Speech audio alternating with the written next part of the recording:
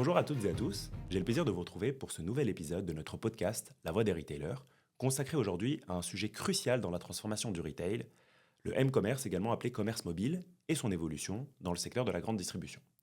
J'ai le plaisir d'accueillir Mathieu de Ricomont, Lead Product Manager chez Carrefour, une enseigne présente en France, en Europe et à l'international. Ensemble, nous allons plonger dans les enjeux, les usages, également les innovations qui façonnent l'expérience d'achat sur mobile. Nous allons également voir comment une entreprise comme Carrefour adapte ses parcours d'achat à ces nouveaux comportements. J'ai le plaisir donc d'accueillir aujourd'hui Mathieu Ricomont. Salut Mathieu. Bonjour Rami, merci beaucoup de m'avoir invité et également hyper heureux de pouvoir échanger aujourd'hui avec vous sur ce qui m'anime depuis maintenant 9 ans chez Carrefour. Merci justement de prendre ton temps ce matin, d'être avec nous pour cet enregistrement. Est-ce que tu pourrais déjà un peu te présenter, nous dire un peu ton parcours, parce que tu dis que ça fait 9 ans que tu es chez Carrefour, ce que tu as fait chez Carrefour, et puis aussi nous parler un peu de ce qui t'amuse aussi en dehors peut-être de chez Carrefour à titre personnel. Tout à fait. Alors, ça fait maintenant 15 ans que j'ai démarré ma carrière professionnelle. Toujours, dès le départ, dans le digital. Dans d'autres secteurs, j'ai pas fait que de la grande distribution, mais j'ai plutôt démarré dans le conseil, dans les opérateurs télécoms qui étaient très en avance à l'époque, dans les années 2008-2010, où c'était les tout débuts de l'iPhone en fait. J'ai eu la chance de participer à la première application mobile de SFR. On avait posté sur les stores. C'était un peu le tout début d'une aventure que tous les secteurs découvraient. Par la suite, 5 ans plus tard, en effet, j'ai rejoint Carrefour, la grande distribution, qui était au début de sa transformation digitale. Et ça fait maintenant 9 ans que je suis... les années passent vite, mais 9 ans que je suis dans le digital chez Carrefour. Carrefour France, j'ai fait un petit passage rapide côté groupe également sur un volet, un métier plus transverse qui était la Customer Experience. Mais le point commun, la ligne directrice de tout ce que je fais chez Carrefour, c'est le produit, c'est le product management. Je suis arrivé chez Carrefour il y a 9 ans pour m'occuper de la roadmap produit de Carrefour.fr, à l'époque où en fait on avait encore beaucoup de silos. Je suis arrivé... Carrefour était pas complètement mûr sur le sujet.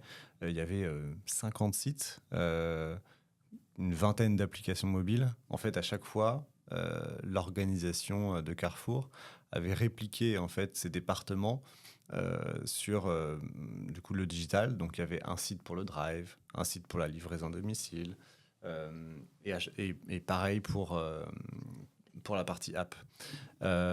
Et donc, je suis arrivé pour rationaliser tout ça, déjà. On a un gros effort de rationalisation.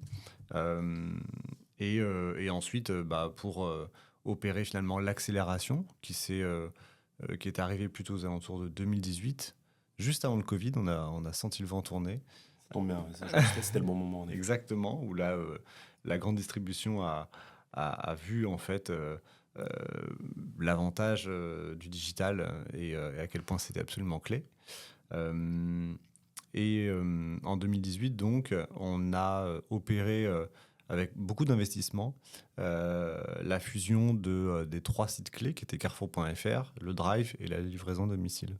Et c'est à ce moment-là que j'ai pu occuper le poste de Lead Product Manager de manière à en fait m'occuper de toute la partie développement produit, roadmap produit, d'un certain nombre de périmètres fonctionnels assez clés pour Carrefour, qui sont la promotion, la fidélité, l'accueil du client et toute la partie aussi self-care, post-achat. Mais si je comprends bien, c'est un peu aussi grâce à toi qu'on a... En tout cas, tu as participé au fait de pouvoir à la fois acheter sa télé et une pizza en même temps sur le site de Carrefour, avec un parcours unique. Exactement, même si dans les faits, en fait, il y a peu de personnes qui le font. Peut-être au moment de la Coupe du Monde, il y a des moments comme ça assez clé où les gens renouvellent leur télévision et en même temps achètent pas mal de chips et des bières. Donc on peut faire des bundles, des packages assez intéressants. Mais en effet, le marché a beaucoup évolué entre le quick commerce qui est plutôt arrivé sur les années 2022-2023, juste post-Covid. Donc avec des paniers, on va dire, autour de 30, 35 euros, voire même en dessous, pour du dépannage. Le développement du retrait 2 heures, qui est finalement plutôt adapté pour non alimentaire, en plus de la livraison à domicile, qui est le standard sur ce marché-là. Et enfin bref, on a vraiment testé au fil des années énormément de nouveaux services, que ce soit pour l'alimentaire et le non alimentaire, avec toujours le souci d'être sur la balle, en fait, hein, comme dit notre PDG, sur un marché qui est très innovant, très concurrentiel. Donc il faut toujours faire attention à être, on n'est pas le premier, mais à être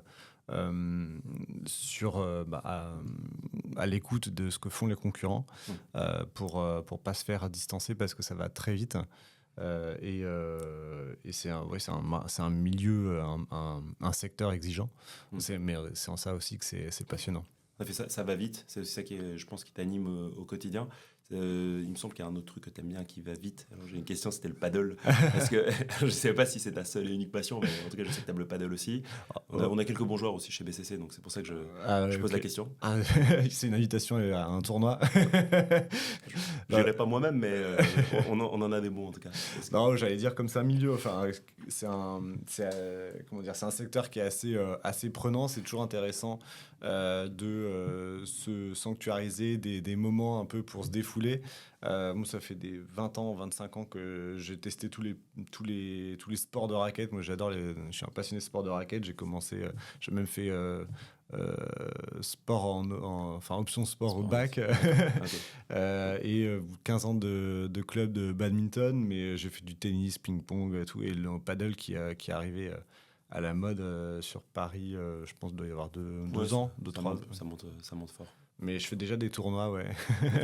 Exactement, mais c'est vrai que c'est sympa, et oui, en effet, ça permet de se défouler et d'évacuer un peu le stress. Je comprends. Et est-ce que j'ai une question, alors avant de commencer, est-ce que tu as une idée du temps que tu passes sur ton écran par jour ? Alors, moi, forcément, ma réponse est un peu biaisée parce que c'est aussi mon outil de travail. Donc, je dois ouvrir à peu près une quinzaine de fois dans la journée l'application mobile de Carrefour. Donc, pour tester, pour regarder aussi les apps concurrentes. Mais je dirais facile 5-6 heures du coup. Parce que entre les chats, etc., c'est sûr qu'on est sur une moyenne assez haute. D'accord. Parce que c'est intéressant. J'ai vu que la moyenne des Français, c'était 3h30 par jour. Et justement, on arrive un peu à notre sujet du jour. C'est alors nous, on a appelé le M-commerce, le commerce mobile. Mais l'idée, c'est qu'on le définisse ensemble et aussi qu'on ait ta définition. Aujourd'hui, chez Carrefour, avec ton point de vue, qu'est-ce que tu appelles aujourd'hui le commerce mobile, le M-commerce ? Alors nous, ce qu'on appelle le M-commerce, en fait, on a une direction qui est le e-commerce, et on n'englobe pas forcément que les transactions en ligne dans cette définition-là. Le mobile et l'application en tant que telle, encore plus, est absolument devenu stratégique depuis maintenant 2 ans chez Carrefour. Le e-commerce en fait forcément partie, hein, ça passe par là. On ne fait pas de e-commerce aujourd'hui sans le mobile. Le e-commerce était avant, on va dire à 80% porté par les achats sur ce qu'on appelait le desktop, le web desktop. Ça, je suis sur mon PC. Voilà, je fais mes courses. À 80% du temps, c'est souvent du drive. Historiquement, sur l'alimentaire, on est beaucoup là-dessus. Ça, c'était l'état du marché il y a finalement un peu quand je suis arrivé, c'est-à-dire 8-10 ans. Et au fur et à mesure, le mobile est devenu... et aujourd'hui, au jour où on se parle, c'est le canal d'achat principal en e-commerce de nos clients. D'accord. Mais la part du 50%, voire plus, a été passé il y a peu de temps en fait. 50% du e-commerce. 50% Parce que du je pense si on e-commerce, pose ouais. un peu les chiffres de façon très simpliste, qu'on voit le gâteau. Aujourd'hui, Carrefour, c'est combien de milliards d'euros de chiffre d'affaires en France? En France, on est à un petit peu plus de 40 milliards, parce qu'en D'accord. plus les chiffres bougent. On a racheté Cora, Cora Match, et Match l'année dernière. On est en phase finale d'intégration. tout à fait. Donc ça veut dire qu'il y a encore, à l'heure où on se parle, Cora.fr et l'application Cora qui vont disparaître d'ici l'été et donc venir être réintégrés. Donc tous les achats en drive que font les clients des magasins anciennement Cora et aujourd'hui qui sont avec une identité Carrefour seront opérés sur Carrefour.fr et sur l'application mobile. On est donc on va dire 40 Donc milliards sur le physique. le gâteau total en France, Ouais, de grosso Carrefour, c'est modo, 40 milliards. 40 milliards. Ok.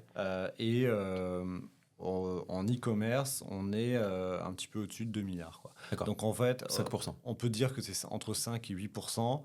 On a eu un énorme accélérateur sur la part du e-commerce qui a été réalisé sur le total au moment du Covid. Parce qu'au moment du Covid, en fait, un peu tous les réfractaires qui n'osaient pas franchir le pas pour acheter leurs courses en ligne, parce que les gens aiment toucher, aiment voir les promotions qui peuvent être certaines fois du coup last minute parce qu'on a des dates courtes, etc. en magasin. Et on fait des promotions locales qui n'ont pas le temps d'être enregistrées en ligne.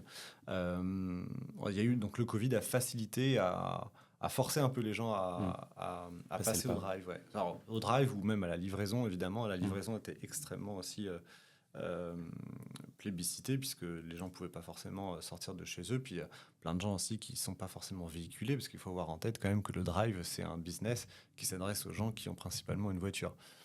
Donc la livraison répond aussi aux seniors, aux urbains et à tous ces gens-là qui... Donc c'est-à-dire qu'en fait, derrière donc on a notre gâteau qui est 40 milliards. Dans ce gâteau de 40 milliards, on a 2 milliards qui sont du e-commerce. Ouais, en plus, il me semble que Carrefour, vous avez pas mal d'ambition là-dessus. Vous avez fait un Digital Day il y a 3-4 ans où vous étiez fixé des forts objectifs sur la partie e-commerce. Je ne sais plus quels étaient les objectifs et je ne sais pas où ça en est exactement. Mais l'objectif qui a été annoncé, puisqu'il ne faut pas oublier que nous, Français, Carrefour, on imagine qu'on ne connaît pas forcément les géographies de Carrefour, mais c'est un groupe... international qui est très présent en fait principalement en Europe et en Amérique latine. Au Brésil, en Argentine. Et le Brésil est énormément contributeur sur la part de chiffre d'affaires puisque c'est un pays avec une très forte population. Et donc sur nos 2 milliards de notre gâteau français e-commerce, là ça va se partager entre du mobile et du desktop. Tout à fait. En fait, on ne va pas tuer le business du desktop. La différence, c'est juste qu'on investit dans les choix d'investissement. En fait, on investit énormément sur le développement de l'application mobile. C'est en fait sur tous les sujets digitaux, la prise de parole va privilégier l'application. Ça peut se voir en fait dans les publicités qu'on peut faire sur la télévision, en magasin, etc. Où on met en avant l'application mobile. Et pas forcément que dans des usages e-commerce, ça peut être tout à fait dans des usages de ce qu'on appelle un peu le phygital, où c'est l'application mobile qui facilite le parcours d'achat en magasin. J'aimerais bien qu'on revienne sur ça après, pas tout de suite, mais sur justement l'usage d'une application mobile au-delà du côté transactionnel d'acheter sur l'application, mais d'utiliser l'application, notamment comme tu vas dire pour par exemple payer dans un magasin. J'aimerais qu'on revienne dessus, mais juste avant ça, justement, donc du coup, dans ces 2 milliards-là, est-ce que on est d'accord que finalement ça implique des achats où moi en tant que client je vais faire mes courses et je vais aller récupérer mes achats dans le drive ou alors me faire livrer? J'imagine que dans la livraison il y a aussi plusieurs catégories. J'ai la livraison classique, j'ai le quick commerce avec tout ce qui s'est développé pendant le Covid, livraison via les Uber, les Getir, etc., les Gorilla, etc. C'est ça finalement. J'ai pas d'autre moyen de me faire livrer, enfin d'acheter en ligne finalement. Il y en a un troisième que tu as oublié, c'est le retrait 2 heures. Retrait 2 heures. Retrait 2 heures qui est plutôt utilisé pour l'alimentaire, le non alimentaire, pardon. C'est quoi la différence avec le drive? Alors la différence avec le drive, c'est que autant le drive, quand tu arrives en voiture, tu as des pistes réservées où finalement tu as juste à ouvrir ton coffre et le préparateur vient te déposer les sacs dans ton coffre pour de l'alimentaire. Le retrait 2 heures, il y a un point de retrait, tout simplement, où donc c'est pas au même endroit. Et puis, c'est pas les mêmes produits parce que là, c'est pour des produits non alimentaires qui peuvent être volumineux, comme une télé, etc. Donc ça passera pas par un circuit drive classique. Mais finalement, le parcours est extrêmement similaire, hein. On achète sur le site ou sur l'app et on va le chercher dans le magasin le plus proche ou de son choix. Et on repart avec, tout simplement. Pour finir sur l'analogie du gâteau, les 2 milliards, là, ensuite, ça se divise. Est-ce que vous avez une idée du 2 milliards? Alors, C'est quoi la partie? Ouais. je peux détailler un tout petit peu. En termes d'activité, en fait, il y a vraiment plein de modèles différents. Tu décrivais le quick commerce, par exemple. Il faut avoir en tête que sur nos canaux propres, c'est-à-dire sur carrefour.fr et sur l'application mobile, on a 80% du chiffre qui est fait par le drive et puis les 20% restants sur la livraison. Sur la livraison, et on a deux types de livraison, comme tu disais. Chez Carrefour, on propose la livraison qu'on appelle Carrefour livré chez vous, qui est la livraison standard, classique. Et puis la livraison express, qui est la livraison, la promesse est livrée en 1 heure. Avec à chaque fois des zones d'éligibilité qui sont forcément pas les mêmes, puisque sur la livraison express, on est sur des zones vraiment très urbaines. En fait, tout dépend simplement du maillage au niveau des entrepôts, etc., quoi. Et après, on a, ce qui est intéressant, c'est qu'on a noué des partenariats. On a tout un département partenariat en e-commerce qui finalement propose des offres là où il y a également beaucoup de trafic en e-commerce, comme par exemple Deliveroo et Uber Eats. Et là, ce qui se passe, c'est qu'on a fait un partenariat où le magasin, un Carrefour Market, un Carrefour City, etc., Franchisé ou pas franchisé, d'ailleurs. voilà, peu importe, Ok. propose donc son offre. Il est référencé en tant que boutique sur Uber Eats ou sur Deliveroo. Donc le client peut tout à fait, en tant que client Deliveroo, donc on n'a pas forcément le contact avec le client, mais commander ses produits chez Carrefour, et puis ça rentre dans la part de marché e-commerce Ouais, bien sûr. du e-commerce Carrefour. Et une question peut-être un peu stupide, mais est-ce que tous les franchisés sont tous intégrés dans l'écosystème de l'app Ah oui, il n'y a Ouais. absolument aucune différence entre un franchisé et un intégré. D'ailleurs, heureusement, parce que les franchisés, ils trouvent un super C'est avantage sûr. d'exposition de leurs offres. Mm. Enfin, ils peuvent communiquer en fait via l'application à Et leurs j'imagine que du coup, clients. ils ont la main pour adapter certaines choses, des prix, des promos, certaines informations qui sont plus propres à leur magasin. Alors, en fait, l'application, contrairement à potentiellement un Amazon qui est complètement centralisé, l'application et le site sont complètement contextualisés par magasin. C'est-à-dire que quand l'utilisateur sélectionne un magasin pour faire ses courses, tout ce qu'il voit en termes d'offres a du coup un assortiment particulier, le prix du coup du magasin qui est sélectionné, qui n'est pas forcément le même que celui en effet à Lyon ou autre, quoi. Ok, non, mais c'est intéressant. Du coup, on est à 2 milliards de e-commerce, à peu près, chez Carrefour. Ouais. Donc à peu près 5%, avec l'ambition de monter à plutôt, tu disais, autour des 8%. Donc c'est-à-dire que le but, c'est même de se rapprocher plutôt des... Alors, En fait, nous, ce qu'on essaye de faire, c'est en drive, parce qu'on découpe des ambitions on va dire, par activité. Nous, donc Carrefour a la chance d'être leader sur le marché de la livraison à domicile. On a 35% de part de marché. On est le numéro 1 en Europe sur la livraison à domicile. Ce qui n'est pas le cas sur le drive. Sur le drive, on est challenger. Puisque le numéro 1 est Leclerc en France. Et là-dessus, on essaye en effet de coller, on va dire, à la part de marché qu'on a au global, en fait, en physique. En physique, il faut avoir en tête que on est à 22% de part de marché. Et qui donc, est en train d'augmenter avec le rachat des Cora, etc. exactement. Comment dire, l'ambition, c'est d'avoir du coup une part de marché assez équivalente sur le drive avec cette part de marché physique. Ce qui Ok. permet d'avoir en effet une croissance importante en e-commerce si on arrive à atteindre ces objectifs-là.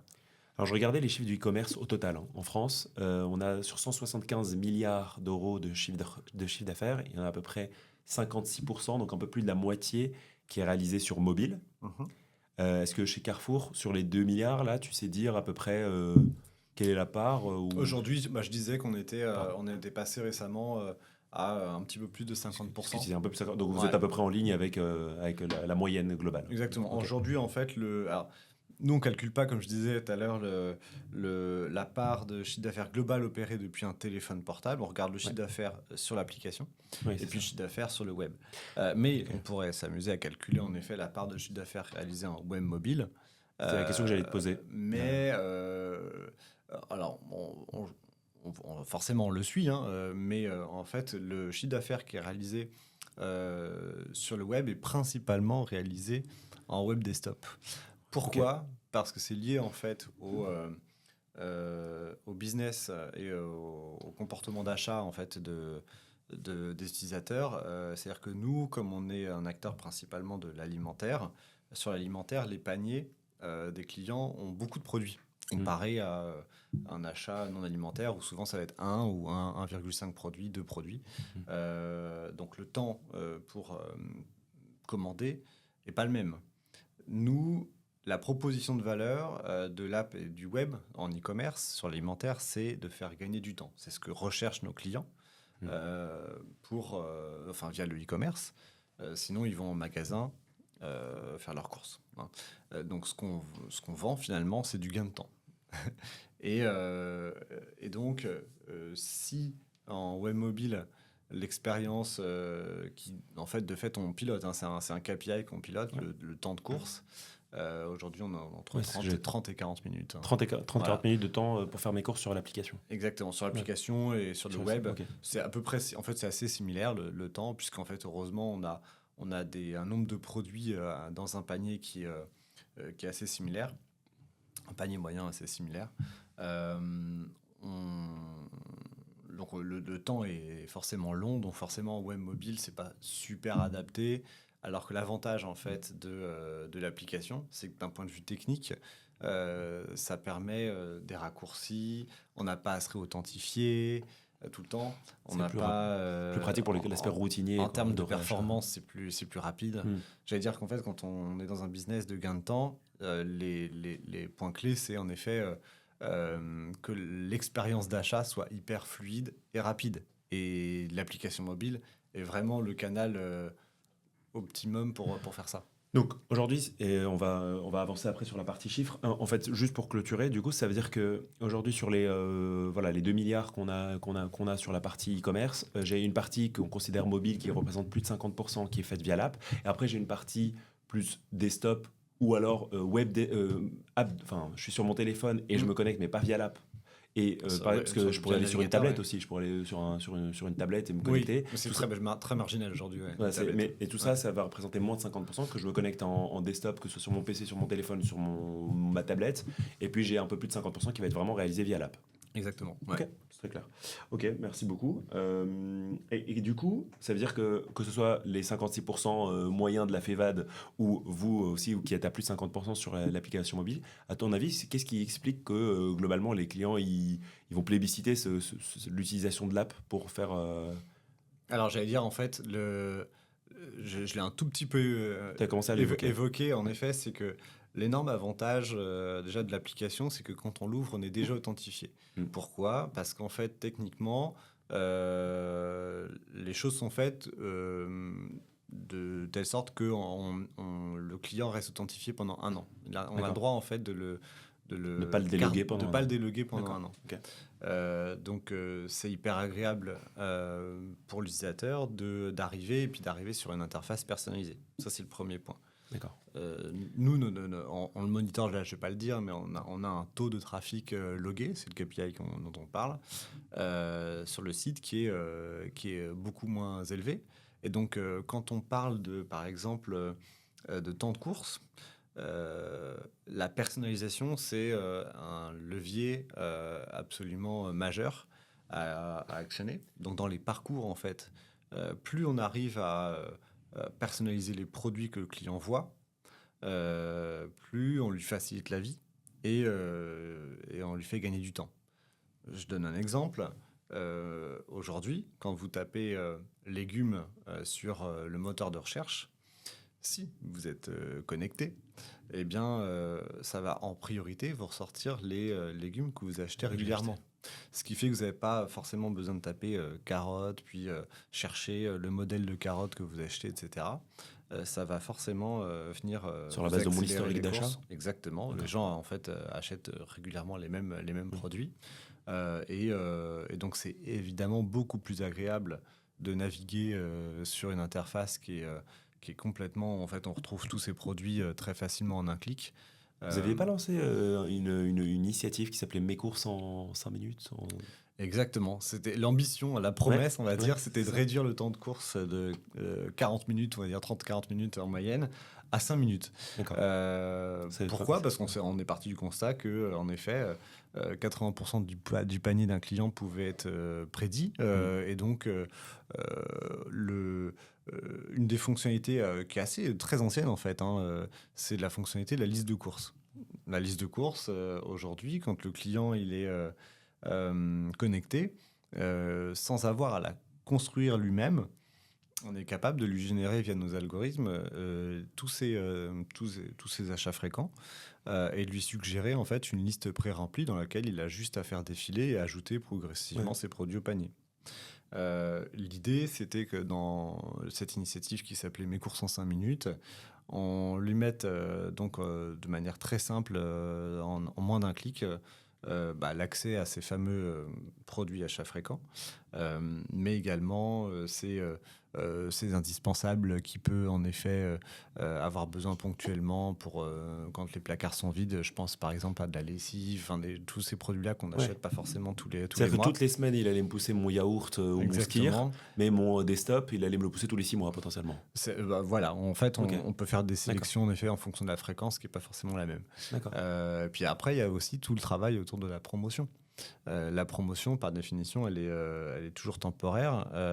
Donc, l'idée, c'est de travailler aussi d'autres algorithmes qui permettent de mettre en avant quand un produit est régulièrement acheté et qu'il est en promo. À ce moment-là, le signaler au client en disant tiens, en fait, il y a telle lessive cette semaine où il y a 75% de réduction en remise différée ou un 2 plus 1 gratuit. C'est de la promo personnalisée quelque part.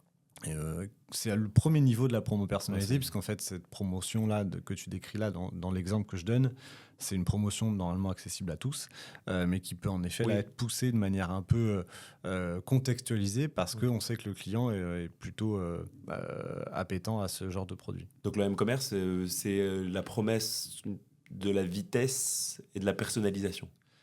Premier levier, en effet, premier levier. Okay. Est-ce qu'il y en a d'autres qu'on aurait... Celui-là, c'est le majeur, évidemment. La vitesse ou la personnalisation ? En fait, en fait, on peut se dire que c'est complètement lié. Parce que, en fait, on va vite parce que c'est personnalisé. Et deuxièmement, en effet, d'un point de vue technique, l'application a des éléments qui sont déjà chargés, alors que sur le web, forcément, il faut télécharger la page, etc. Donc, si le client fait ses courses dans le métro et qu'il capte à moitié, etc., ça va forcément moins vite que sur une application où il y a de la mise en cache. Donc ça, vous nourrissez forcément beaucoup de la donnée, parce que c'est la donnée client qui vous permet du coup de lui suggérer et de faire gagner du temps, parce qu'on te connaît, on sait ce que tu as acheté dans les 6 derniers mois, et donc en fait qu'on va te proposer des choses à mettre dans ta liste de courses, des choses a priori pertinentes, tu auras juste à les ajouter et ça va aller vite. Ouais, la donnée client est absolument clé dans ce business-là. Pour actionner le levier de la personnalisation, d'autant plus qu'on a la chance d'être dans un business où le client ne le voit pas 2 fois dans l'année. Le client, en fait, on va dire, d'un point de vue standard, les clients qu'on a font leurs courses toutes les semaines, grosso modo. Et donc, c'est en fait un des objectifs qu'on a côté digital, c'est de faire en sorte que l'utilisateur, si on parle d'application, ouvre son application au moins en fait à chaque fois qu'il va faire ses courses. Et quand je dis une fois à chaque fois qu'il va faire ses courses, c'est pas forcément en e-commerce aussi. Donc parce que forcément l'avantage c'est qu'en e-commerce il va forcément utiliser l'application pour acheter. Ça fidélise en fait aussi l'application, si je comprends bien. C'est que ça, t'as ton compte, l'avantage c'est qu'en effet alors l'application mobile, on s'est aperçu que les clients qui font leurs achats depuis l'app sont plus réguliers. Donc, en effet, ça fidélise. Et deuxièmement, ont une tendance à dépenser plus, ont un panier moyen supérieur D'accord. sur l'application que sur les autres canaux. Donc ils rachètent plus, ils viennent plus souvent et ils dépensent plus quand ils viennent. C'est ça.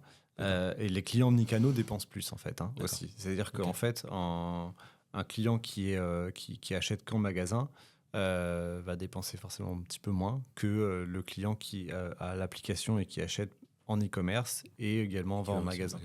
D'accord. Donc, c'est absolument clé pour nous d'augmenter en fait la part des clients qui sont sur ces deux canaux. Puis ça fait partie des atouts clés en fait aussi de Carrefour, c'est qu'on a plus de 5000 magasins en France.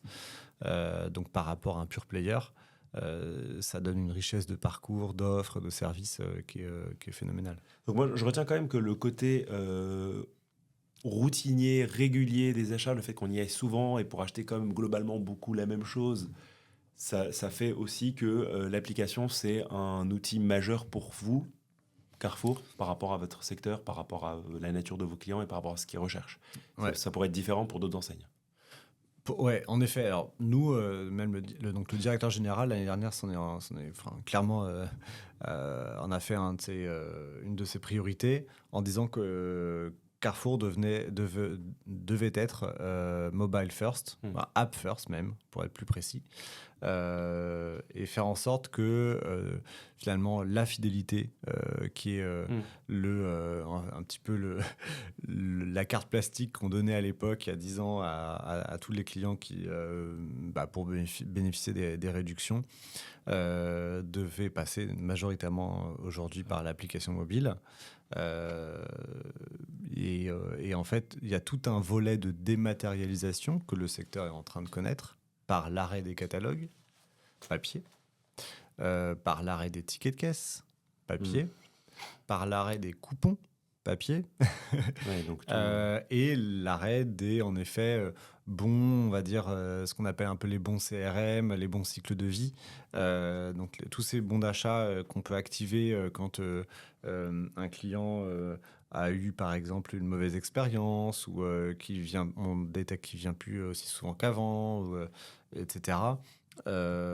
Était avant même envoyé par voie postale. Aujourd'hui, l'objectif, c'est que l'ensemble de ces moments de vie clés soient digitalisés et passent par Et vu l'application. qu'on passe 3h30 par jour sur son téléphone, a priori, c'est le bon endroit pour contacter le client. Exactement. Le 31 mars dernier, on a décidé d'arrêter de distribuer des catalogues papier en boîte aux lettres. Dans un enjeu écologique, dans un enjeu où c'est le sens de l'histoire. Donc, le coût du papier aussi qui... Et le coût du papier qui avait explose un petit peu explosé, c'est vrai, avec la guerre en Ukraine. Donc ça a boosté un peu le business case de ces évolutions. C'est allé un peu plus vite que prévu. Ouais. Et notre enjeu principal était de compenser la perte d'exposition à la promotion qu'on avait par justement l'application mobile. Et on constate que ça fonctionne bien, fait de... C'est en fait encore en cours. Moi, je m'occupe de la roadmap qui finalement est censée faire en sorte que cette bascule se perd bien et qu'on ne perde pas trop de clients. Et c'est pour ça que c'est capital en fait de suivre et de faire en sorte que tous les clients qu'on avait qui étaient pour la plupart, du coup, vous l'aurez compris, plutôt magasin et qui finalement allaient déterminer dans quel magasin ils allaient faire leurs courses en fonction de la meilleure promo qu'ils avaient dans leur boîte aux lettres. Et il y a beaucoup de gens comme ça qui vont regarder vraiment au centime près et en fonction de telle opération vont décider de passer à l'achat ou dans tel magasin ou à la concurrence. Il est absolument capital de faire en sorte que les clients donc, téléchargent cette application pour voir sur un device, d'ailleurs souvent on a des enjeux, notamment pour les seniors, où en fait il faut aussi revoir la façon dont on communique la promotion, parce qu'avant c'était sur des papiers avec écrit en gros, etc. Là c'est sur un petit écran, il faut arriver à dire plein de choses, donc c'est pas simple, il faut revoir tous les process marketing. Mais Mais en effet, ouais, le but, c'est que les clients, avant d'aller faire leurs courses en magasin, au moins aient ouvert une fois l'application pour découvrir les coupons. Ça, on y arrive plutôt bien parce qu'en fait, on a vu que une fois sur deux, quand les clients ouvrent l'application mobile Carrefour, ils vont sur la page coupons.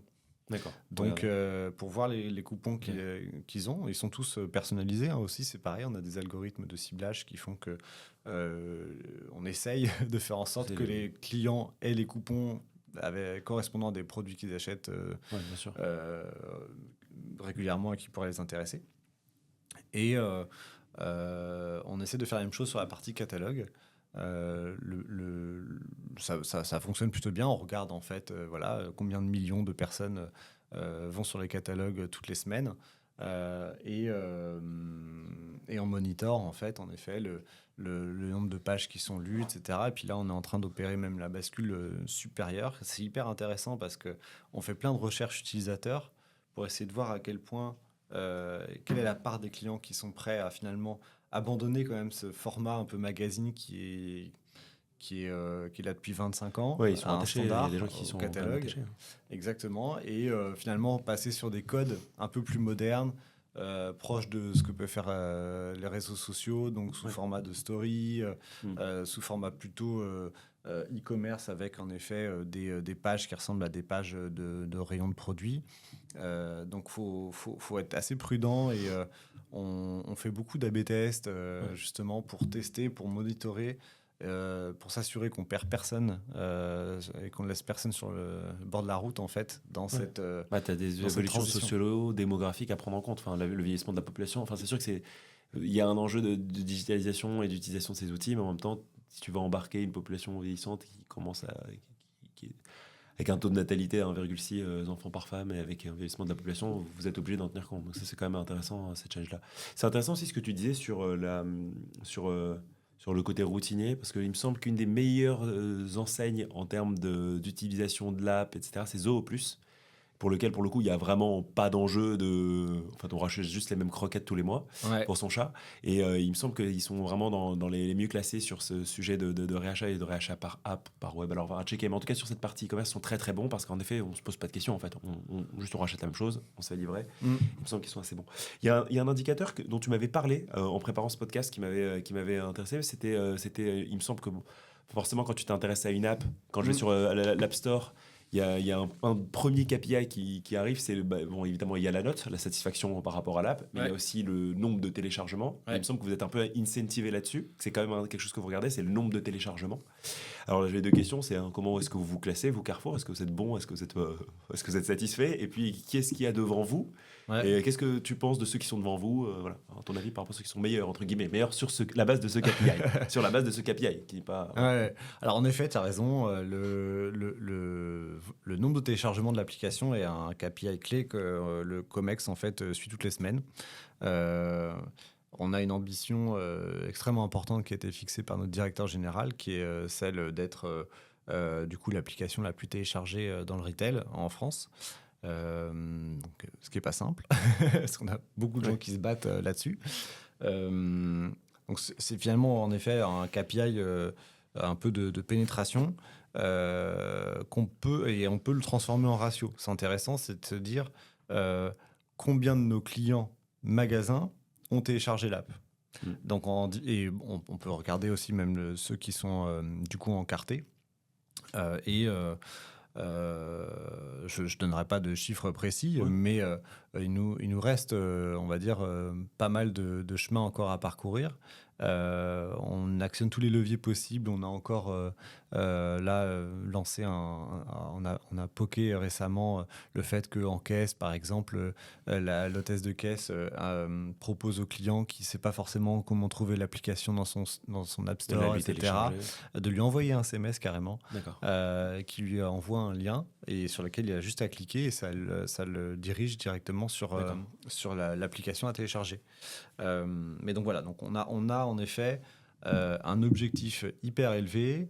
On n'est pas forcément les premiers aujourd'hui. On a des concurrents assez comment dire, pas forcément inattendus, mais qui ne sont pas forcément celui auquel on pourrait penser, puisqu'on a du coup Leclerc, en effet, qui est en France, en termes de part de marché, le premier. On n'est vraiment pas loin, mais voilà. Et ce n'est pas Leclerc qui est très fort en téléchargement. Les deux premiers sont aujourd'hui, hein, ça peut changer, mais c'est Lidl et Action, qui ont des stratégies qui sont potentiellement un peu différentes de la nôtre.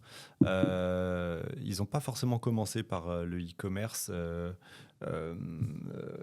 qui nous en fait était le cœur en fait de la promesse fonctionnelle de notre application quand on l'a refondue en 2018. Par exemple, Lidl, ce qu'on a observé, c'est que ils rendent l'application, enfin le parcours de carte de fidélité obligatoire, en passant par, enfin, l'app est obligatoire pour être pouvoir, encarté, ouais, pour c'est ça, avoir la carte. Ok. Donc forcément, en fait, ça vient un peu biaiser l'intérêt que les clients ont auprès de l'app et à quel point ils sont satisfaits et contents de l'application. Ça renforce en fait la nécessité de l'app en tant que telle. Si je veux avoir une carte de fidélité, enfin si je veux avoir l'app, il me faut une carte de fidélité. Exactement. Ouais, c'est ça. Et on aurait pu, faire des choix très très forts, hein, mais qui pourraient se dire, on pourrait dire aux clients, ah ben maintenant, pour télécharger vos catalogues, il faudra avoir accès au catalogue. C'est obligatoire de télécharger l'application.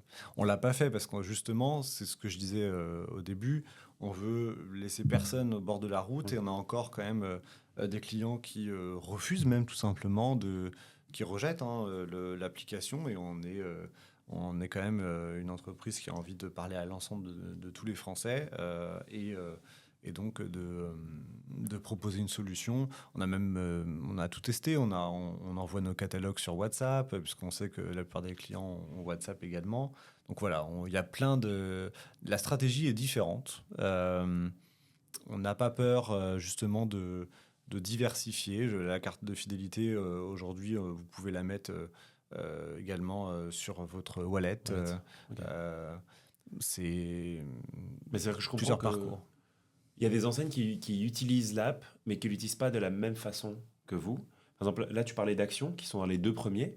Il me semble que sur l'application d'Action, tu peux pas faire grand-chose. En fait, tu peux même pas acheter. Alors, à vérifier, mais il me semble que sur l'app d'Action, quand ils ont sorti leur app Action, tu pouvais même pas faire de transactions dessus. Donc, en fait, ça veut dire que c'est une app, mais qui n'a pas vocation à faire acheter en e-commerce. Mhm. C'est une app qui a vocation à plutôt communiquer, faire en sorte d'être présent sur ces 3h30 d'écran journalier, que je sois au courant de ce qu'il y a des nouveaux arrivages chez Action, que je sois au courant des nouveaux produits.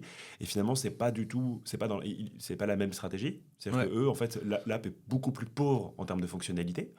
Mais c'est plutôt pour aller communiquer, aller faire venir en magasin, en fait. Il y a beaucoup de retailers en fait qui avaient ces applications-là, dites un peu applications magasin ou marketing. Lidl on avait une, puis une autre en e-commerce. Leclerc avait fait le même choix avec une application Leclerc Drive et puis l'application Leclerc, qui est d'ailleurs toujours le cas. Hein.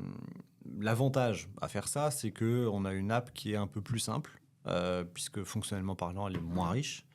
Nous, chez Carrefour, on a fait le choix dès 2018, du coup, au moment où je parlais de rationalisation, de tout fusionner en un seul asset. Donc, pareil sur le site et pareil sur l'app.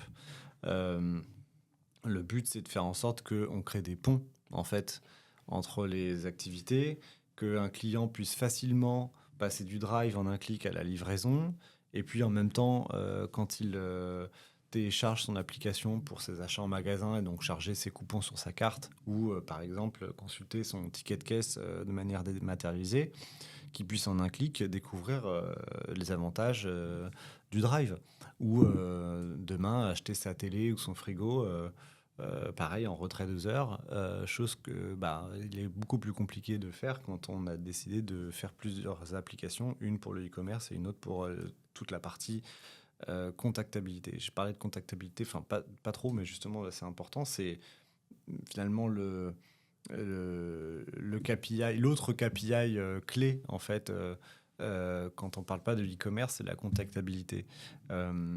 L'application permet de faire ça. Nous, je te disais qu'on a choisi finalement au-delà de l'application, de privilégier encore plus la contactabilité, potentiellement par WhatsApp, par le wallet, en fait, par plein de canaux, par plein de solutions différentes.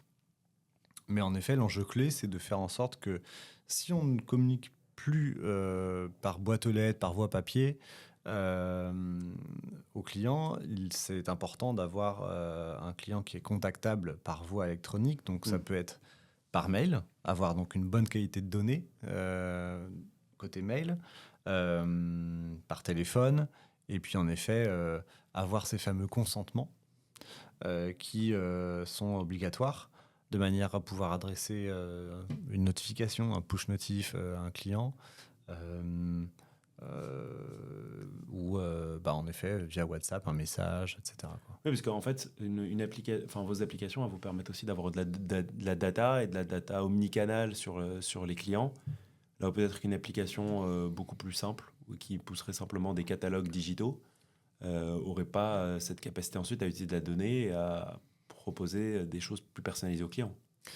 En effet, on a plus de données clients intéressantes qui sont collectées si on multiplie les motifs en fait de consultation. Ça, c'est quelque chose qu'en fait on monitore également, c'est quel est le motif d'ouverture de l'application. On a un KPI, tu parlais de téléchargement, qui est un KPI qui est finalement le premier qu'on suit sur l'application. Le deuxième, ça va être la fréquence d'ouverture, c'est-à-dire qu'on fait en sorte que l'utilisateur ait le plus possible de motifs de visite, de raisons en fait, pour ouvrir l'application, et ce de manière la plus régulière qui soit possible. Okay. Et donc, le KPI clé, c'est ce qu'on appelle le MAU, Monthly Average User. Donc, c'est un KPI, on regarde donc au mois, combien de gens sont venus ouvrir l'application. Les visiteurs uniques de l'app. Ça revient à des visiteurs uniques. Vous comptez oui, qu'une en fois. fait, en effet, c'est bien sûr, Il y a la fréquence, c'est la même personne et combien de fois elle va ouvrir l'app dans le mois. C'est ça le KPI. Ok. Et tu m'as tendu une perche. Forcément, là, ça m'intéresse. Tu me parles des motifs de consultation. Ouais. C'est quoi les motifs de consultation, du coup? Parce que il y a en fait, moi, j'ai vraiment compris qu'il y avait deux grandes familles de motifs de consultation. Après, il y a des sous-motifs. Mais dans les deux grands motifs, moi, je comprends que c'est soit je vais acheter je vais acheter chez Carrefour. Et donc, je vais sur l'app pour acheter chez Carrefour. Soit j'y vais, par exemple, parce que juste, j'ai pas envie de me trimballer une carte de fidélité papier. Je sais que je l'ai sur mon app. Et donc, j'ouvre mon app pour sortir ma carte de feed en magasin. Donc, du coup, c'est quoi Donc, quand on rentre dans le détail, c'est les gens... pourquoi est-ce qu'ils ouvrent l'app, en fait? Là, ça fait écho un petit peu au poste que j'avais juste avant, qui était côté CX, où justement, je les ai construits, ces motifs, en observant finalement les fonctionnalités qui étaient utilisées. Puis après, je les convertis en fait en questionnaire, donc ça devient du déclaratif. D'accord.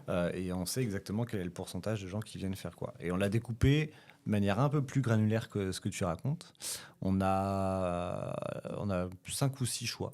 Il y en a, le premier, c'est est-ce que le client vient en fait faire ses courses en ligne pour de l'alimentaire, pour faire ses courses alimentaires. D'accord. On va avoir un deuxième qui est plutôt pour consulter les catalogues, parce qu'en fait, c'était longtemps, en fait, ça a été le premier motif d'ouverture. D'accord. Ensuite, on a en effet découpé pour la partie non alimentaire, pour bien séparer, parce que les parcours ne sont pas les mêmes en plus. On a également après les coupons. Avec les coupons, en fait, c'était un motif spécifiquement sur l'app, parce que sur le web, en fait, les gens viennent pas forcément charger leurs coupons. Le parcours est beaucoup plus simple sur l'app. Donc ça, c'est un motif important. Et après, on a aussi la partie gaming. On n'en a pas du tout parlé, mais la partie gaming est importante. C'est un excellent levier pour justement faire de la revisite. Les clients aiment bien, et derrière, évidemment, la carotte, c'est d'avoir des réductions. Ça émet des coupons, etc. Mais donc participer à des jeux concours pour faire des économies, c'est un motif de visite aussi assez important, et qu'on essaie de développer justement pour faire en sorte que les clients viennent plus souvent sur l'application. Et enfin, ne jamais oublier toute la partie post-achat. Réclamation. En fait, voilà, SAV, facture, ticket de caisse, besoin d'aide, etc. Ouais. Sur 100 clients qui se connectent à l'app, il y en a combien qui ressortent en achetant quelque chose via l'app? Ah, là, tu me demandes un taux de conversion, je peux pas te le donner. C'est pas grave, j'essaie. Je pose quand même la question. Je savais que tu répondrais pas, mais Je peux te dire simplement que sur l'application, le taux de conversion sur l'alimentaire est plus élevé que sur le non-al. D'accord. Pourquoi ? Parce qu'en Ouais. fait, quand on vient faire ses courses en alimentaire, C'est moins engageant comme machin. on a justement, enfin sur l'alimentaire, en fait, on doit se nourrir. Oui. Donc, Ah oui. On va si pas renoncer à son dîner. soit on va hésiter à aller chez tel acteur, etc. Mais en fait, comme le premier critère de choix, c'est d'abord la proximité du magasin, on a un taux de conversion qui est structurellement plus élevé, alors que sur le non alimentaire, la volatilité est bien plus importante, puisque les gens, déjà les montants ne sont pas les mêmes, donc tu mets plus de temps à réfléchir, à considérer, à comparer et à passer d'un acteur à l'autre. J'ai une question parce que du coup, alors, tu as déjà un peu répondu, donc le but, c'est pas de te faire évidemment tout répéter, mais c'est ce client mobile. Alors, on imagine qu'on a un client mobile. Tout à l'heure, tu as parlé de vitesse, de personnalisation. C'était des choses qui étaient importantes pour lui. Mais du coup, c'est quoi les fonctionnalités que je vais trouver sur l'app Carrefour pour ceux qui ne connaissent pas? Je vais trouver quoi comme fonctionnalités qui répondent aux besoins D'accélération ? Ouais, d'accélération aussi, mais surtout, vous dites, bon, moi, c'est quoi pour vous les fonctionnalités qui répondent aux besoins, un peu vos fonctionnalités phares? Alors, je sais que je peux consulter ma carte de feed. Tu dis, je peux aller Alors, faire... j'allais dire, on développe, en tant que product manager, je développe que des fonctionnalités qui répondent à des besoins clients. Bien sûr, bien sûr. Mais spécifiquement mobile, est-ce qu'il y a des choses que vous... Enfin, déjà toutes, c'est vrai que ça peut être intéressant, mais tu vas me dire peut-être qu'on va retrouver les mêmes que sur le web. Mais qu'est-ce que vous avez développé sur l'app en vous disant, bah ça répond vraiment spécifiquement à un besoin d'utilisateurs mobiles? Alors, en effet, depuis maintenant qu'on s'est dit on a une entreprise qui est App First, on réfléchit à faire en sorte que des fonctionnalités soient accessibles uniquement sur l'app et pas sur le web. Il y a des entreprises qui sont allées beaucoup plus loin que nous, où il est tentant quelquefois de se dire, voilà, sur le web, en fait, on va mettre un QR code qui va renvoyer en disant, bah, si vous voulez faire ça, faut télécharger l'app, quoi. C'est un peu drastique. Donc, encore une fois, pour une question de posture sur le fait qu'on a envie de quand même pas mettre trop de barrières en fait qui excluent les gens, parce qu'en fait tout le monde est assez bête, mais on n'en a pas parlé jusqu'à présent, mais tout le monde n'a pas de smartphone en fait en France. Donc il y a des gens qui tout simplement sont pas dans la possibilité de télécharger l'application. Donc quoi qu'il arrive, en termes de stratégie, donc sur les choses absolument clés, évidemment que non, on ne met pas de différence fonctionnelle entre le web et l'app. Par contre, sur des choses comme ce que je disais sur le gaming et sur la partie promotion, on fait en sorte, ça c'est notre stratégie, de privilégier l'application. Ça veut dire quoi ? Ça veut dire qu'en termes de communication, on va dire aux clients, si vous voulez profiter d'un maximum de promotion et de réduction, il faut aller sur l'application. Donc, on a, depuis un an, et ça marche plutôt bien, on émet des coupons, des bons d'achat qui sont visibles uniquement sur l'application.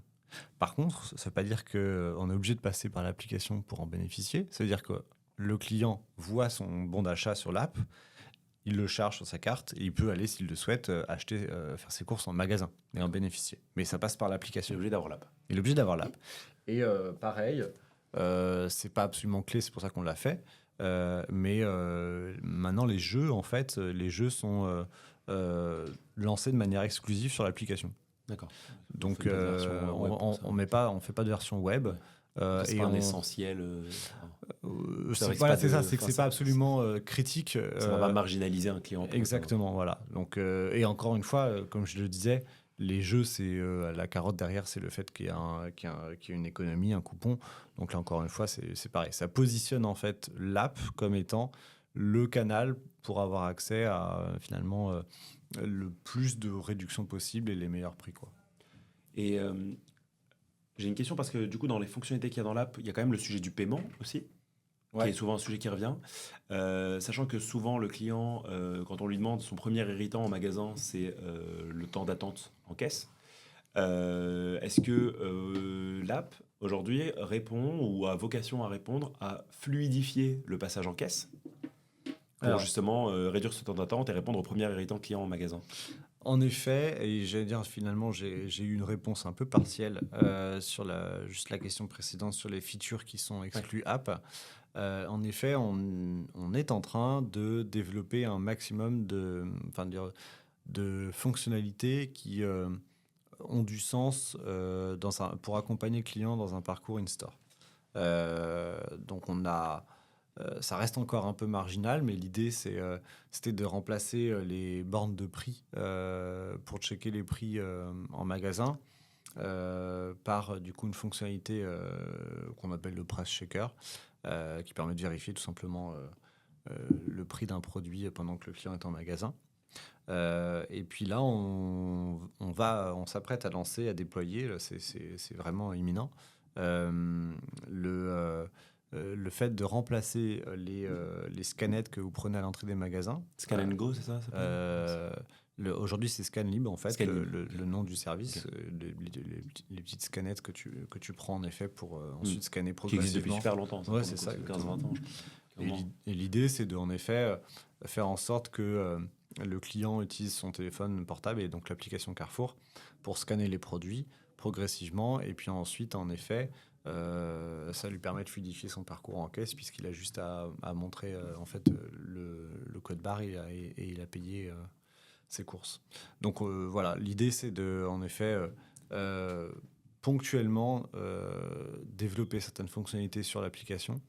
Mais là, c'est plus dans un souci d'amélioration de l'expérience en magasin, en fait. Ouais. Ouais, ce qui est très malin, à mon avis, parce que à la fois, l'essentiel des achats se fait quand même encore, on l'a dit, sur le gâteau, 40 milliards, 2 milliards, Ouais, et encore ouais. 38 milliards qui sont en magasin. Donc ça reste, quand on pense entreprise et non pas canaux, bah, ça reste de toute façon une bonne idée. Et puis ce qui est assez intéressant avec l'exemple que tu donnes par rapport au Scanlib, c'est aussi finalement d'utiliser l'hardware et le matériel du client. Et j'imagine que ça simplifie, ça agilise un peu le fonctionnement aussi de votre côté, parce que finalement, vous n'avez plus à générer les scanettes, vous avez plus. Enfin, j'imagine que ça a pas mal d'avantages. Bah, l'avantage énorme, en fait, c'est qu'en plus, le client, une fois qu'il est sur l'application, ça nous donne la maîtrise pour lui proposer beaucoup plus de richesses fonctionnelles. C'est-à-dire qu'on pourrait très bien imaginer que, par exemple, demain, le client qui scanne un produit pour vérifier son prix, on puisse lui indiquer le fait que, enfin, des infos supplémentaires sur, je sais pas, les infos nutritionnelles du produit, Ouais. une recommandation par rapport à un objectif qui se serait donné, je sais pas, sur tel Nutri-Score, des coupons personnalisés qu'il pourrait avoir, ou une idée de recette, etc. En fait, il y a énormément de use cases derrière que ça vient popper parce que le champ d'action, enfin le champ des possibles, il est beaucoup plus important sur l'application. Ça peut répondre à un besoin du client qui veut plus de personnalisation et donc d'utiliser de la donnée que vous avez sur lui via tous les canaux pour qu'en magasin, on lui personnalise aussi son expérience d'achat en magasin. Tout à fait, c'est ça. Ok. C'est ça l'idée. Et alors, qu'est-ce qui. Parce qu'on voit quand même qu'il y a pas mal de choses qui. Enfin, vous êtes quand même au rendez-vous sur pas mal de choses. Vous travaillez tu dis là, sur des différentes expériences de paiement, sur le parcours en magasin, sur la feed, sur les promos, etc. Qu'est-ce qui te semble encore être un défi important aujourd'hui ou sur lequel vous seriez. Alors, sans critique, mais voilà, sur lequel vous dites bah, là-dessus, on a vraiment encore un champ d'amélioration pour aller plus loin sur la partie app. Bah, je dirais deux enjeux. Les deux sont très liés à finalement l'innovation qu'on a aujourd'hui autour de l'IA générative. En fait, le premier, c'est la promo perso. C'est-à-dire que le fait qu'aujourd'hui, on adresse de manière maintenant très minoritaire la promotion par des canaux papier, en fait, le fait de la dématérialiser, ça permet de l'individualiser.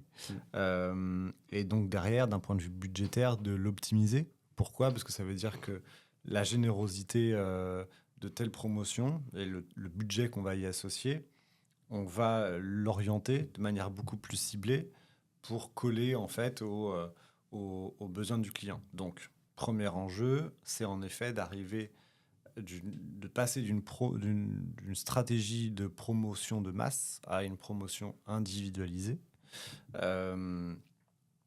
par en effet l'exploitation de la donnée client et le fait qu'on casse en fait les formats de promotion et tous les process métiers tels qu'ils étaient calés avant. Le deuxième point, donc ça peut passer par de la construction d'IA, d'algo IA qui calcule en fait des scores de pertinence par rapport à des scorings sur les produits, sur les achats fréquents, etc. Et ensuite, le deuxième levier, c'est comment en effet l'IA générative vient encore contribuer davantage à l'accélération du temps de course pour les clients e-commerce, de manière à ne pas perdre la main sur un parcours qui reste quand même un irritant, qui est mince, c'est pas plaisant de faire ses courses alimentaires, ça reste une corvée tout le temps en fait pour la plupart des gens, qui prend du temps. Et comment en fait via ces technos émergentes, on arrive à encore plus finalement rendre l'expérience agréable, hyper fluide et puis efficace, quoi. J'avais testé un truc, une application qui s'appelle Joe, J-O-W, Ouais. j'avais bien aimé, et qui proposait des recettes. En fait, j'avais un catalogue de recettes, des lasagnes, des pâtes au gorgonzola, tout ce qu'on veut. En fait, je sélectionnais juste la recette, j'expliquais le matériel que j'avais chez moi. En fait, d'abord, tu avais un certain nombre de questions. Donc, tu as quoi comme matériel chez toi, c'est pour combien de personnes, enfin, tu répondais à un certain nombre de questions. Et ensuite, tu avais un catalogue de recettes qui s'affichait et qui, évidemment, qui pouvait être fait au regard des réponses auxquelles tu avais répondu avant. Et donc, tu te retrouvais avec cette liste-là, tu les sélectionnais, et en fait, ça te transformait ça en liste Carrefour, et sur lequel tu pouvais aussi ajouter du non alimentaire. Donc, je pouvais aussi rajouter, il me faut aussi du sopalin, du liquide vaisselle, etc. Et je trouvais ça assez intéressant, parce que ça sautait l'étape de quoi est-ce que j'ai besoin pour faire ces recettes-là. Parce que je fais ces recettes-là, et puis et ça, c'était une application qui était Joe, et je me fais livrer je pense par Carrefour Livré Chez Vous, dont tu parlais tout à l'heure. C'est très bien, en effet, ça fait partie d'une des initiatives, et encore, j'ai pas eu le temps de toutes les citer, tellement il y en a, mais des services qu'on a, et des partenariats qu'on a noués pour augmenter la part de marché e-commerce, et ça répond aux besoins clients, qui est très complexe en fait. Pour moi, c'est ma première mission de conseil il y a 15 ans, ça a été la liste de courses et les inspirations recettes, quoi, il y a 15 ans chez Carrefour. Sans jamais réussir, en fait, on n'a jamais vraiment réussi à être hyper satisfait du sujet donc la problématique, c'est qu'est-ce qu'on mange ce soir. Et HelloFresh, il répond et ouais, avec Joe, vous effet. venez concurrencer un peu le HelloFresh aussi. En tout cas, humblement, la meilleure réponse qu'on a pu trouver pour l'instant, parce qu'en fait, quand on fait des recherches utilisateurs, on s'aperçoit que les clients ont une position pas simple à tenir pour le distributeur. Ils nous considèrent comme étant pas légitimes sur le sujet des listes de courses. Pardon, pas des listes de courses, mais des recettes de cuisine. Donc, ils vont plutôt plébisciter un marmiton, etc. Donc, des spécialistes de la recette. Potentiellement avec un angle en plus éditorial quelquefois qui est bien précis, etc. Donc ils vont aller regarder leur influenceur Instagram de recettes protéinées ou je ne sais quoi, ou végétarien, bref. Donc compliqué de se positionner là-dessus quand on n'est pas attendu et pas légitime sur le sujet. Et donc on s'est dit en effet avec Joe, l'intérêt c'est qu'on peut nouer un partenariat avec des acteurs spécialistes de la recette et ensuite qui convertissent en fait la recette de cuisine en ingrédients et puis en panier Carrefour. Ce qui marche plutôt bien. Et on a testé d'autres choses. On a testé et aujourd'hui sur le site web, si vous cherchez bien, vous trouverez des recettes de cuisine mais elles ne sont pas hyper bien incorporées dans le parcours client, etc. Donc c'est un peu moins... Mais c'est intéressant dans l'optique. Alors, on travaille on travaille un peu avec d'autres retailers et dans d'autres secteurs, par exemple dans le sport. Et c'est vrai qu'on a des clients. Alors, c'est un peu la vision. C'est le client, il a un projet. Alors, bon, ça peut être le projet, ça peut être d'aller faire une randonnée et de traverser les Alpes, mais ça peut aussi être de faire des pâtes au gorgonzola. Et c'est vrai que le client, il arrive souvent plutôt avec un projet.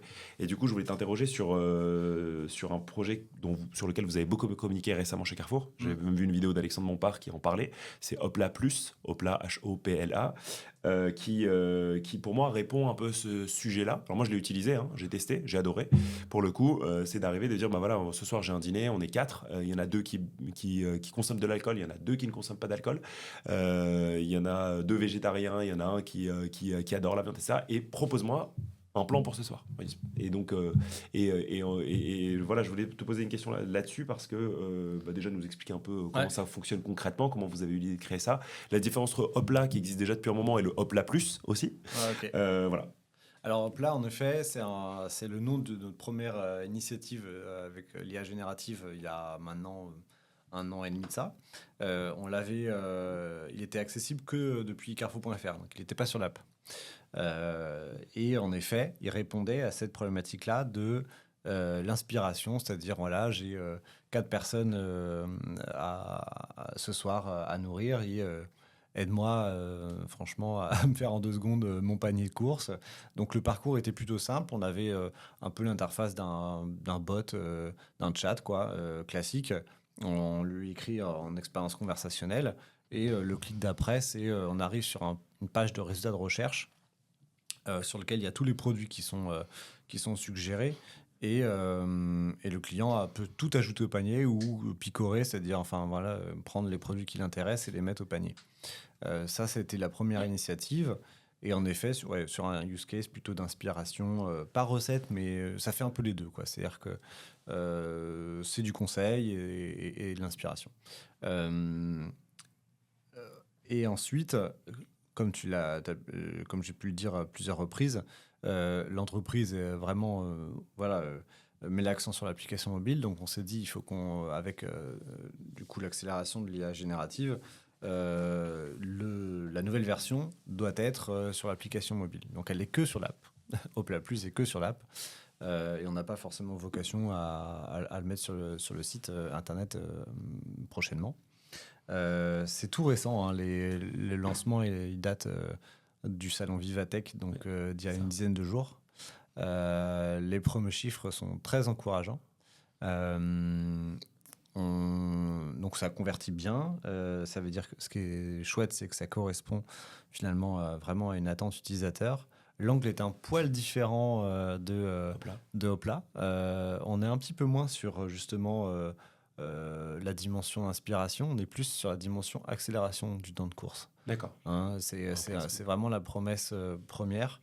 C'est comment, via l'IA générative, on peut, encore une fois, faire diminuer, j'espère, un jour, le temps de course de 40 minutes à 5 minutes. Donc, tout le monde ne le voit pas aujourd'hui, en fait, parce que, encore une fois, comme l'accélération ne peut finalement... En fait, on peut être pertinent que quand on connaît... on a des données sur le client. Hein.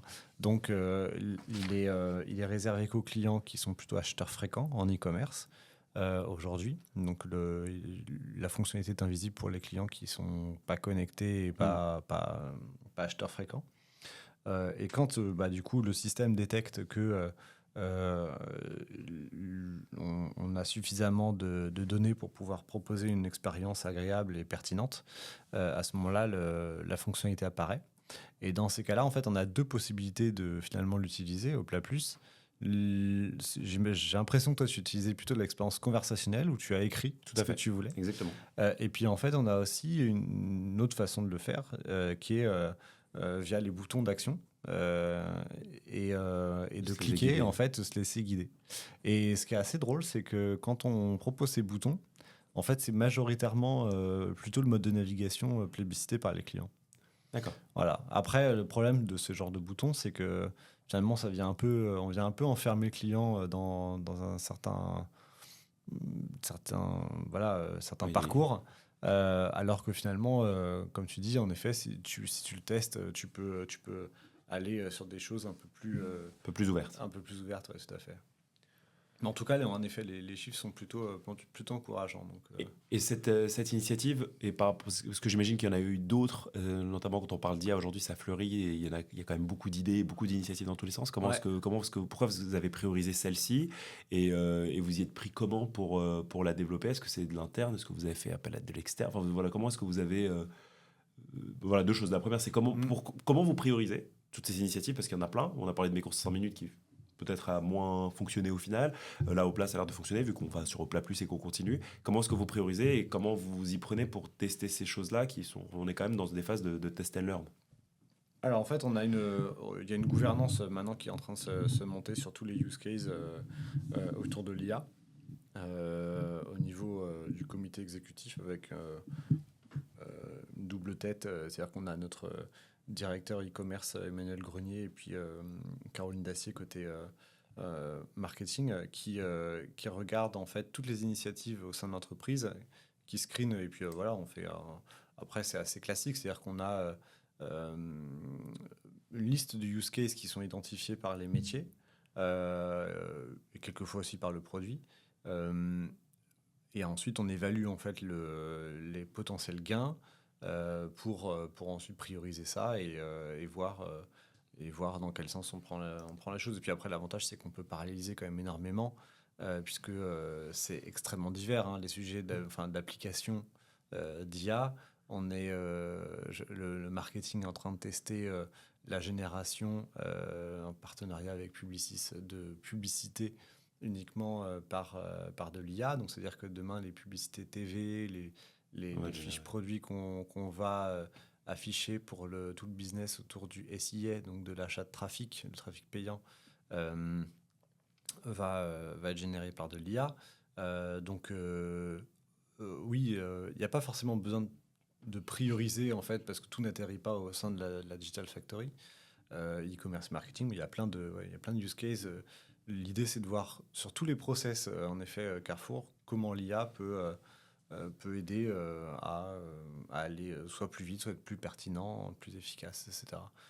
Et certaines sont plus low profile que d'autres, hein. C'est-à-dire que, par exemple, moi, il y a 6 mois de ça, notamment d'ailleurs pour les franchisés, j'ai mis en place, en fait, l'équipe a permis de faire en sorte que chaque magasin puisse publier en fait des actualités sur son propre magasin et que ça apparaisse sur l'application. Okay. Et là, on a implémenté de l'IA générative de manière à faire de l'assistance à la rédaction d'actualités.